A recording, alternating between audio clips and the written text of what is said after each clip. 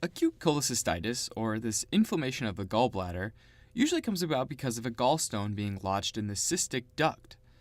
The cystic duct is the one that leaves the gallbladder and connects to the common bile duct. So let's say this person's gallbladder's got a few gallstones in it, and they go to eat a hamburger. The small intestine secretes cholecystokinin, sometimes shortened to CCK, into the blood where it makes its way to the gallbladder, and signals it to squeeze out some bile to give it a hand with digestion of that hamburger. The gallbladder contracts and one of these stones gets lodged right in the cystic duct, which blocks the bile flow. Now what? Well, this person will probably start experiencing some pain, specifically mid-epigastric pain, which happens because the gallbladder is trying to squeeze on a blocked duct. And just like if you squeezed a partly filled balloon with the end blocked off, it physically stretches out and irritates the nerves in the gallbladder and the duct. This can also lead to nausea and vomiting, which can last for long periods of time. And as that gallbladder squeezes more and more, the stone might get even more stuck. And at this point, the bile, being stuck in the same place, or in this state of stasis, becomes a kind of chemical irritant, and causes the mucosa in the walls to start secreting mucus and inflammatory enzymes, which results in some inflammation, distension, and pressure buildup. At this point, there might also start to be some bacterial growth, most commonly E. coli, which is all over the gut, but also Enterococci, Bacteroides fragilis, and Clostridium, which can also be found there. As it sort of starts to balloon up, the pain might start to shift to the right upper quadrant, and it'll be this kind of dull, achy pain that can even radiate up to the right scapula and the shoulders. After a while, bacteria starts invading into the gallbladder wall and eventually through the wall, causing peritonitis, inflammation of the peritoneum, which can cause what's called rebound tenderness, where pain is brought on when pressure is actually taken off the belly rather than when it's applied. Here's another physical exam trick though. We know that while a patient takes in a deep breath, the diaphragm pushes down on the gallbladder. You can apply pressure on the abdomen to keep the abdominal contents from sliding downward. With the abdominal contents roughly pinned in place, you can ask the patient to take a deep breath.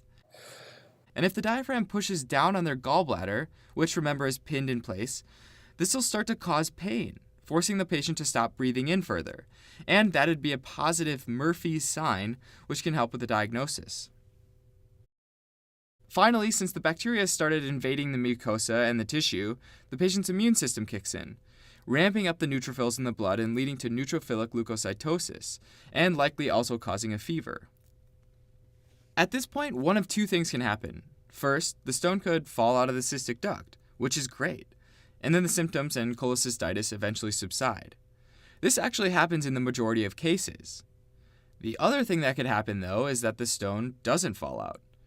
And if that's the case, pressure can keep building up, eventually so much so that it starts pushing down on the blood vessels supplying the gallbladder with blood, which means blood can't get to the gallbladder and the tissue starts to get ischemic, leading to gangrenous cell death, which is cell death due to not having enough of a blood supply. As the gallbladder walls weaken, it might eventually perforate or rupture. This causes sharp pain and, if left untreated, could allow the bacteria to get into the blood supply and cause sepsis. If it's allowed to get this far, it's possible the patient needs a cholecystectomy, or a removal of the gallbladder. For some patients, though, if the stone gets lodged further down in the common bile duct instead of the cystic ducts, it can start to block the flow of bile from the liver. Because remember that the liver cells help produce bile, right? If those liver cells keep producing bile, but none of it can go anywhere because of this blockage, bile can start to back up into the liver, which increases pressure in the bile ducts and causes the bile to eventually force its way through the tight junctions between the cells lining the bile ducts and make its way into the bloodstream, causing this increase in serum conjugated bilirubin, which is a component of bile, which eventually leads to jaundice or yellowed skin. An important marker that might also be found in someone's blood that has cholecystitis is alkaline phosphatase, or ALP. This is an enzyme found in high amounts in the liver and the bile ducts. So when bile backs up and pressure in the ducts increases, these cells lining the ducts can be damaged and die. And when they die, they can release their ALP, which can then get into the blood.